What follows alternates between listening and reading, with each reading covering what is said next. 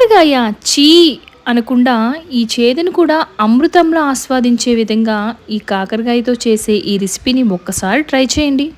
ఎందుకు నచ్చదో అప్పుడు చూద్దాం. ఎప్పుడూ చికెన్ మటన్లే కాదండి, అప్పుడప్పుడు చేదుగా ఉన్న ఇలాంటి వెజిటేబుల్స్ ట్రై చేయడం వల్ల మన బాడీలో ఉన్నటువంటి షుగర్ లెవెల్స్ కంట్రోల్లో ఉంటాయి.